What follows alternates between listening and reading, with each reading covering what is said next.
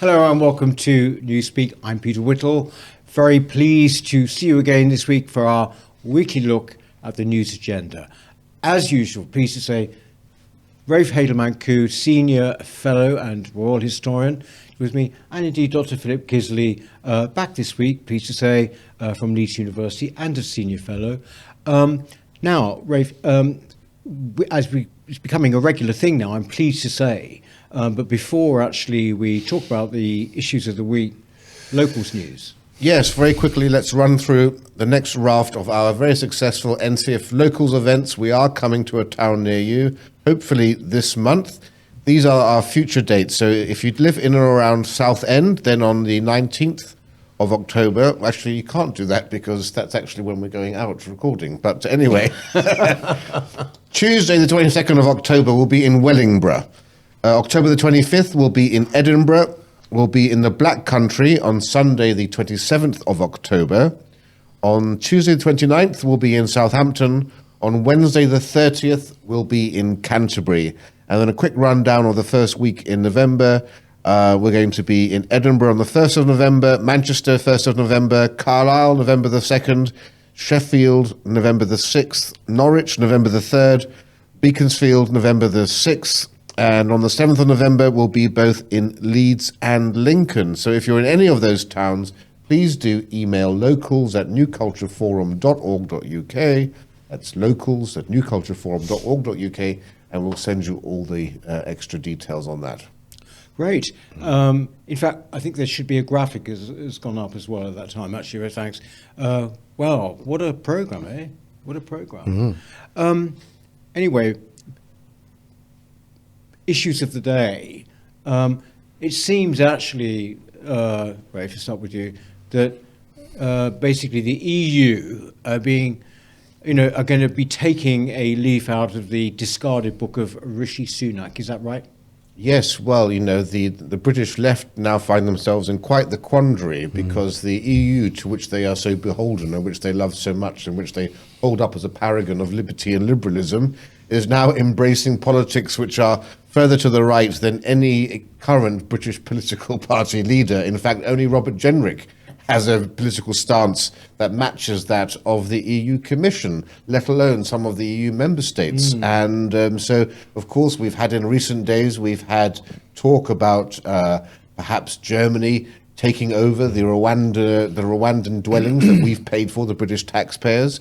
We've had the Swedes discussing paying £3,000 to each migrant to encourage them to return home. Same thing happening in Switzerland and Finland and so forth. And now even the EU Commission itself is considering embracing the politics, get this, of far-right Italian leader Meloni.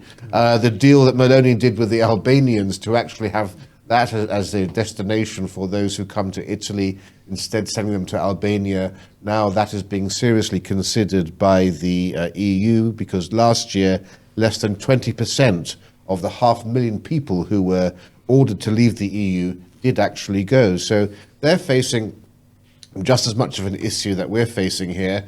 And they can see the rise of the of AFD, of people that they call on the far right, and they're realizing actually if you want to stop the rise of these alternative parties, you need to match them with their policies. Something that we've been saying here, the Conservative Party should have been doing for the last 20 years, is actually deliver what the British people want and voted for, to stem the tide of immigration.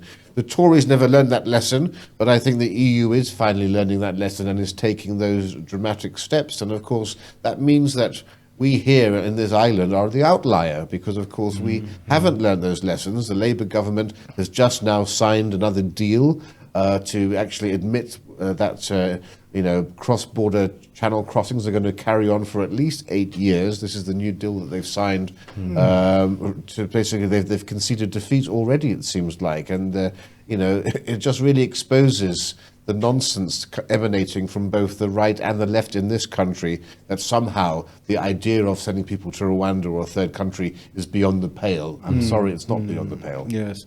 I mean, I wonder how, the Remainers, I call them that advisedly because they're still a force, at least out on Twitter and things like that. I mean, I wonder what they're going to make of this. It's just dreadful that we're in this position where we've got these fairly extreme policies when we didn't need them in the first place.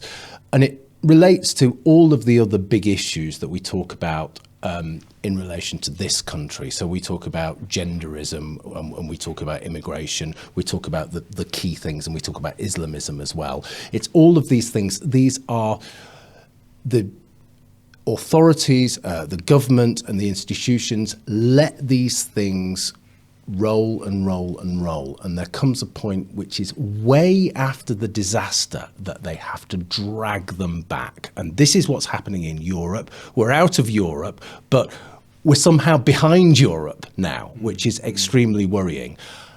It's so annoying that these things happen. I know I've said that, but it's incredibly annoying, and I wish they didn't. Yeah, I mean, it's the very definition of bolting the door after the horse has bolted, you know, and that's what's so frustrating. You know, many of our viewers, we have been saying this for years. Some of us have been saying this actually for, well over a decade, if not 15, 20 years. And finally now for the EU and others to suddenly take a stand on all of this and say, well, actually, they won't admit we're right, of course, but now they'll say the time is right to do this. Well, I'm sorry, it's too late because the damage has been done. You know, we have a fifth column in Europe already. We have a fifth column in this country too. But even now, for example, in Poland, you've got Donald Tusk. Donald Tusk, this paragon of liberalism, former president of the EU, of Parliament rather.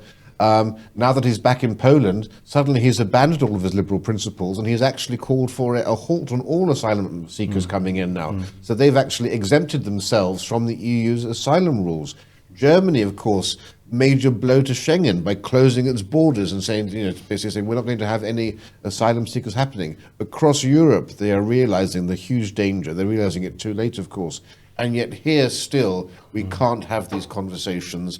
Still, you're beyond the pale if you consider these things. We've had even people on the right saying, I don't recognize the Conservative Party now because the two candidates are Kemi Badenoch and Robert Jenrick, and they are extremists. Well, I'm sorry. They're actually completely on the same page as your beloved European Union. Yes. It comes back down to philosophical conservatism, doesn't it? It comes back down to care. It comes back down to thinking about what is good for the people who are actually here. And when I talk about here, I'm talking about this country, but I'm also talking about Europe as well. And if those things just go way out of the window and the borders are just completely open, then it is going to be catastrophic. It is going to be dangerous. And one thing is just, you can maybe tell me what are the objections to this or what are the problems about this. If with these boats, if we just simply had, a fence, a wall in the sea, right? So just what Hungary has done, but in the sea, because it would have to be, at a certain, distance out, which would be our kind of exclusion zone. What is to stop us doing that? We've managed to put these huge kind of windmills in the sea. It shouldn't be so difficult to do. Well, I don't think that's technically possible for a whole bunch of reasons. Firstly, the expense and the cost. It's a huge. I don't see that being possible. Also, Europe interfering with the world's busiest channel crossing area for shipping and so forth. And then you get into issues, of course, because one of the problems that we have here, which you don't have, for example, in Australia, is the distance between Britain and France is so short that you don't get into the area of having international waters. You're either in British territory or you're in French territory. Right. So it's a different complication. But there are absolutely things, of course, that can be done. One of the first things, of course, that can be done is that the French should be doing what the Belgians are doing, and that's going into the water and pulling back the boats once they're in the water. And the Belgians have managed to stop all of the channel crossings by doing that. The French refuse to do it. We're paying the French countless millions of pounds. If they're not willing to do that, our border force should be going on to the French beaches and doing the job for them. They're very happy to have us come over at Dunkirk and rescue them there. I think they owe us, and we should be back there doing that. There are lots of things that should be happening. I've always said one of the things you should do is get old cruise ships, and anyone on the channel, you pluck them up, you put them onto one of these cruise ships. When the cruise ship is full, you sell them off to the Ascension Islands, you process them there. They never set foot upon British soil.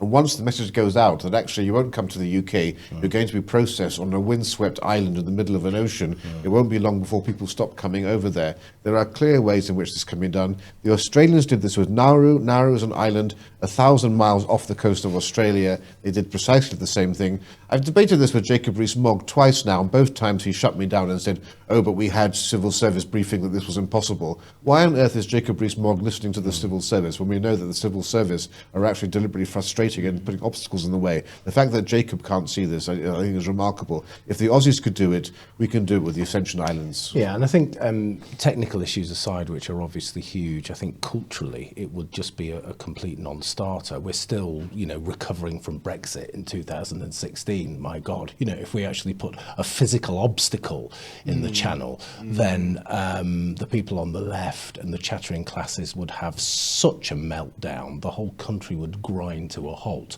No, I think it just needs to be common sense, and we need to foresee the issues before they happen. That's the problem. It comes back down to that very simple issue that we cannot foresee what is going to happen, even though what's going to happen is absolutely obvious. In this country, for example, if you've got 1.2 million people coming into the country, it is going to be catastrophic for cohesion, and the culture is going to fall apart. So what do? You don't have 1.2 million people coming into the country. It's very simple, and yet we can't do that. So we have to approach it from the wrong way. We have to think about obstacles, for example. We have to think about deportation, and that again is culturally very sensitive. But we're in this situation because the policies were absurd in the first instance. Absolutely, that's the legal. But in terms of the illegal immigration coming over, I've said this many times, it's not rocket science. And in fact, a French politician said this 3 years ago, and we still haven't done anything about it.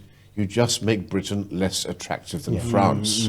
This is fundamental, right? They're coming over here for a reason. So you halve or you cut completely any benefits they might be getting from coming here. But most importantly, you crack down on the underground black economy. Because what's happening here, which doesn't happen in France anywhere near to the same degree, is people disappear. They go to the curry houses. Whenever I order Deliveroo, on my phone it says you're going to be met by Mohammed, and some woman will come, or somebody else who's clearly not Mohammed, right? I've got the picture there. So there are people working for Deliveroo in the curry houses who are in part of this black economy. No one is clamping down on that. You have rogue landlords who are allowing people to sleep 5, 6, 7 to a bedroom. These are illegal immigrants who shouldn't be here. If you clamp down on the employers, you clamp down on the tenants, the incentive for people to come over here will drop radically. That's what the French are doing. That's one of the reasons why people are coming over here from France. Well, at the same time, surely as well, I think you mentioned this actually, Rafe, but welfare itself should be drastically, actually I think it should be cut right off. I mean, the French novelist Michel Houellebecq, who is probably the most important novelist writing in the world at the moment, and he's taken on these issues in France, and he's the only basic novelist saying anything worthwhile listening to.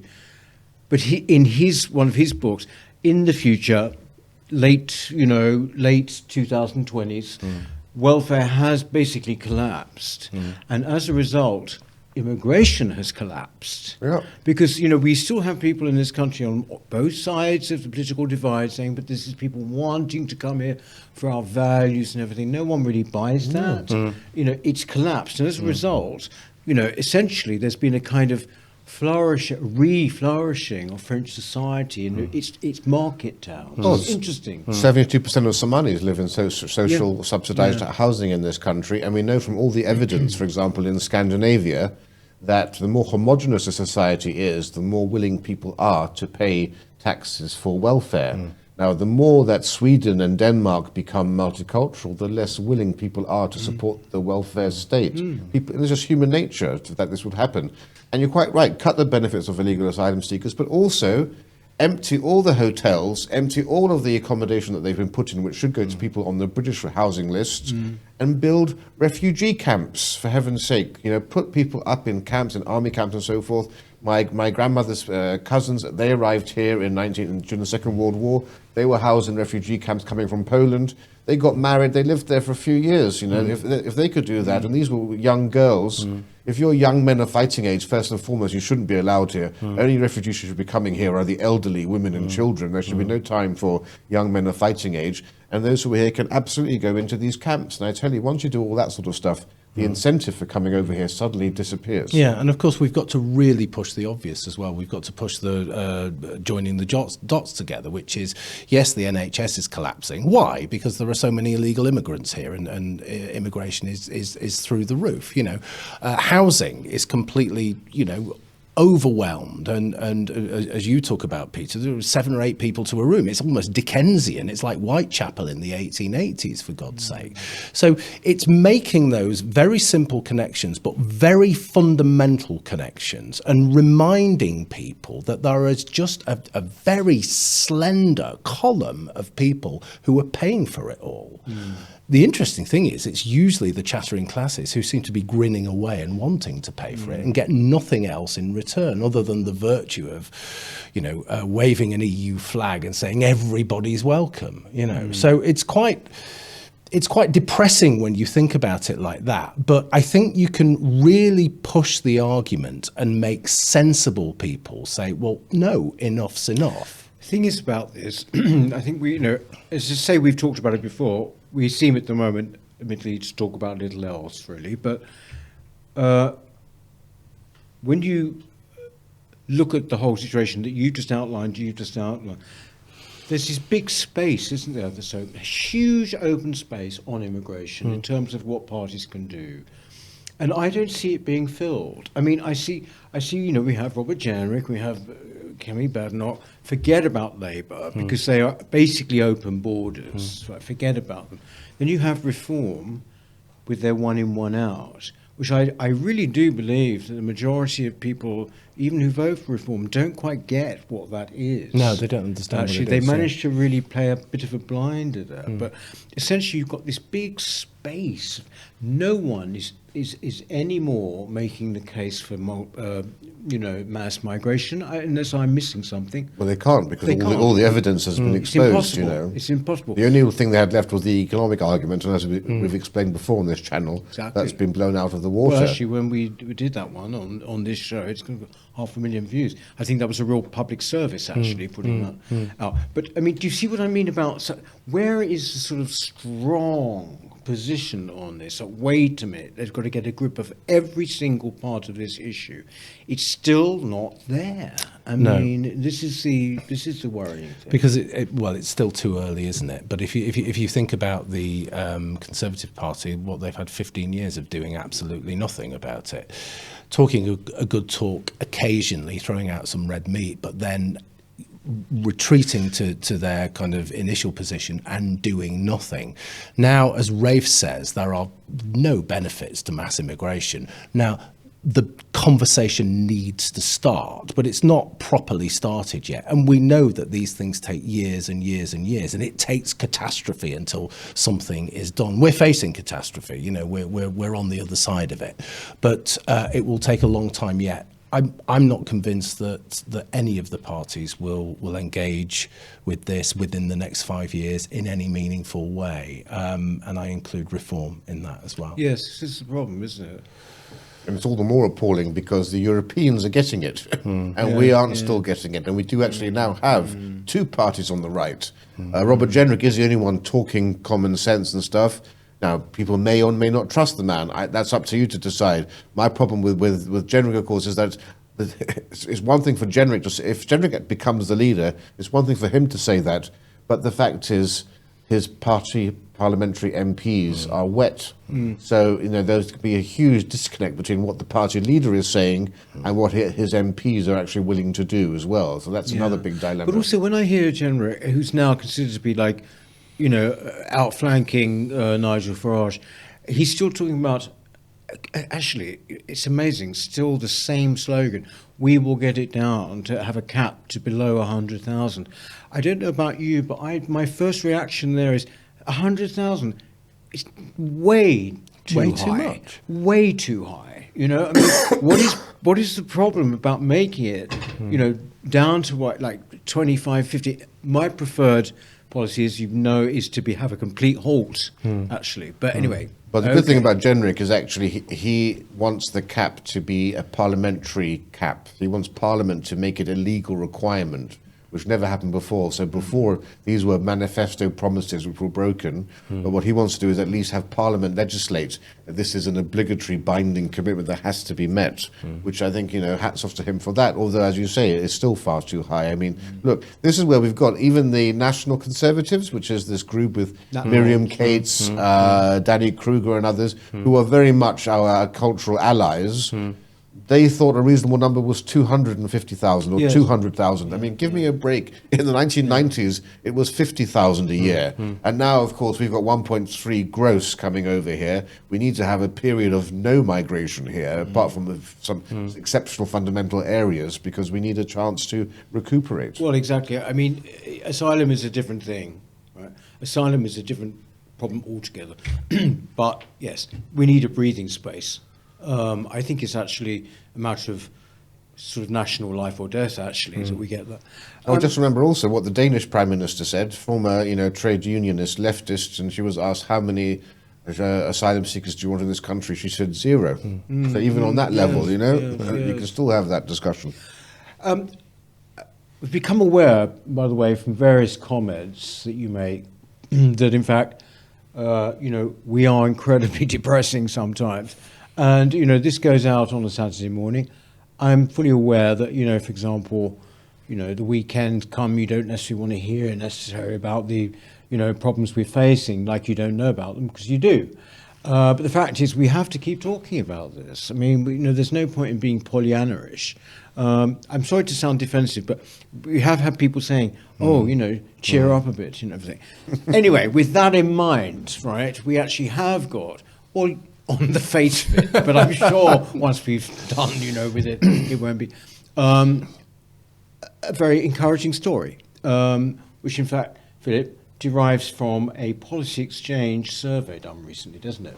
This is a policy exchange survey, and it surveyed 3,000, just over 3,000 minority groups, and it found, interestingly enough, and quite surprisingly, that most of these minority groups, Indian, Pakistani, all different kinds of groups, were very proud of British heritage and British history. And the numbers are quite interesting. So Indian, the subcontinent, including Pakistan, actually, more than 50% of people are actually proud of British history, and it goes for all the other groups as well.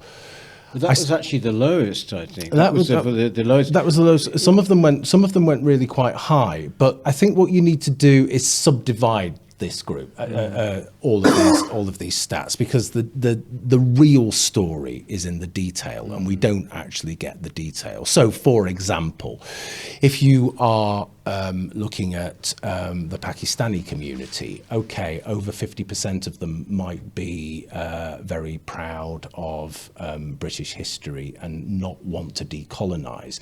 But if you are looking at Pakistani men from 18 to 35, say, then that would be a very different story. So I think the older people in the demographic would be very pro-British, but the younger people in the demographics will not be. I think class also probably feeds into this quite significantly as well. So these people from ethnic minorities who've been to university, for example, will be educated into hating Britain, whereas some of the people who haven't won't be. So I think age is a big is a big issue here, and class is a big issue, and probably place as well, demographic. So if you're looking at somewhere like Bradford, for example, you'll get very different results from somewhere like in the Midlands or in the Cotswolds, for example. What were they actually asked? It was about whether our history should be taught with pride, yes, wasn't it? It was about that. I have to say, I mean, I was surprised at how high some of these figures were, Rafe. Well, it's interesting. So 72% of all people in this country, white, black and everyone alike, said people should be taught to be proud of the country. and it was 67% of black Africans, so very close to the actual average in total. And for the Chinese, it was 63%, again, majorities for the Indians and so forth. And 60% of the general population believe that Britain's been a force for good, the same proportion as black Africans. And so, this goes to the point, we too often allow the loudmouth minorities, whether it be the trans lobby, BLM, these are the extremists within their own communities who are espousing viewpoints, and self-appointed community leaders from the Islamic community as well, and others. So we need to actually realise that the great silent majority don't just refer to the British people. Within these communities, actually, people are sensible. But I think a lot of it also is older generations, as Philip was saying. But I remember, and a lot of this actually goes to show that a lot of this comes from the white progressives, the Be Kind Brigade. I remember in the late 80s and 90s, I was saying this, I was just, barely a teenager, time of Bernie Grant. Remember the Looney left? They were getting rid of Christmas trees. They were renaming Christmas Festival of Lights and so forth. There were no Indians asking for this Festival of Lights. These were the lefty councils imposing this. And I said this in the early 90s. I said, this is going to cause resentment from the indigenous population. The racial tension is going to increase, not because of race of the ethnic community, but because of these do-gooder councils who are basically fostering, stoking division amongst communities. But I think there is a divide here, and I want to see the age breakdown, But you must understand the older generations who are ethnic in this country are actually patriotic to a much greater degree than people think. My father, his sister who's 81, and his brother who's 96, they all were Brexiteers. They all basically voted for Boris Johnson. My aunt and my uncle watch GB News all the time to the horror of their children. And my uncle phoned me up just the other day. Whenever he sees me on GB News, he phones me up. He's a Sikh, 96, retired doctor, arrived here in the 1950s. He experienced racism in the 50s, but just the other day he said the two biggest threats to civilization are Islam and mass migration to the country. And now his children are completely integrated, but they're much more moderate. But I think that people forget how conservative vast numbers of Britain's ethnic community are, and how proud they are to live here, particularly if they've been living here from a time when Britain was very homogenous, and they respect that culture, and they respect the tolerance that they've been shown for those decades. And the children today, I think, don't realise or understand how pleasant life was for them. I think the problem, sorry Peter, the problem we've got as well though is that it's the silent majority thing, isn't it? The silent majority is all well and good, but it's silent, so it's completely ineffectual. The people who who hate Britain tend to be educated from any background and any minority, and those people will go on to positions of leadership and positions of power. So what happens, the narrative is just maintained and progresses and progresses and progresses. So again, it's getting people who are happy and who want to celebrate the past and who are proud of our country to stand up and say so, and take on this poisonous narrative that actually comes from white progressives, as we know, but is at the seat of power. They always talk about power, but they're interested in maintaining their own power. But how do they do that? Yes. Well, first of all, they need to be vocal. They need to be, not to be silent, and they need to celebrate, and they need to kind of, infiltrate the institutions. It's like we all do. We need to infiltrate the institutions and take them back, The thing is, I would say that they've made it impossible for us to integrate. That's the whole story of the past 10 years. Not just us in the sense of what we believe in, but actually people like us. Essentially it's been made very, very difficult. I think that regardless of what is extraordinary, if it's 72% of people in the country think that our history should be taught with a view to being proud of it, I think that is encouraging. What is extraordinary is that when you consider the cultural onslaught we've had, that it should even be that high. Well, it wasn't that long ago on this show we were talking about people who actually were saying that the Union Jack was divisive. It's actually quite a high figure. So, But I think that number's going to decline year on year. Just remember, 2% of Tory voters die every year. Yes. And it's the young today who hold radically different views. So as encouraging as these stats are, as Philip was saying, these are skewed much more to an older demographic, I would say. And I would be very surprised. I mean, you can't blame kids if you're being indoctrinated from the age of 5 to 21. There's no surprise that you're coming out with a more jaundiced view of the country. No, but I mean, let me just come back to the point I was making, and you're right to push back on it, but we have stats here. We have something that's concrete. Okay, it's only a sample of 3,000 people, but it's 3,000 people from ethnic minorities, different kinds of backgrounds, saying something very positive and very definite. That is the kind of thing that you can present to the institutions. You can present to the education institutions in particular and say, well, what are you going to do about this? Because these voices are black and brown, from black and brown people, okay? They will listen to that. Okay, they'll spin it, and I'm not saying things are going to change overnight or it's going to have that much of an impact. But what I am saying is you've got to, in the spirit of being upbeat, you've got to start somewhere, and those voices are the first voices to speak, and I think it's very positive that they are there. I'm not saying it's going to make any kind of massive difference, but it is a starting point. But most interesting, they asked all of these communities what was their biggest source of pride about Britain, and everybody, whites, Chinese, Indians, Pakistanis, Bangladeshis, said that the Second World War was the biggest source of pride. For black Africans, it was the abolition of the slave trade. And I think that's very interesting. And I'm actually doing a debate tomorrow with a BLM activist, and I'm going to mention that fact that actually black Africans themselves recognize the good that was done by Britain. And we don't hear anywhere near. And when have you ever heard that being said on television? Absolutely. Interesting is that basically, this used to come up a lot, during Brexit, and the left would say, oh, you're all obsessed and nostalgic about the empire. And I've never believed that. I think for the majority of people, if there is any nostalgia or belief, it is indeed the Second World War. That's where the mythology comes from. That's where the whole, defining event is the Second World War. And in fact, it's for slavery as well. If they even know that about the abolition, it's pretty good, because let's face it, your average white kid that you come across now, educated, doesn't even really know, or if so, thinks it's just white saviorism. Yeah, they couldn't. Your average white kid now couldn't give you the dates of the Second World War and the First World War.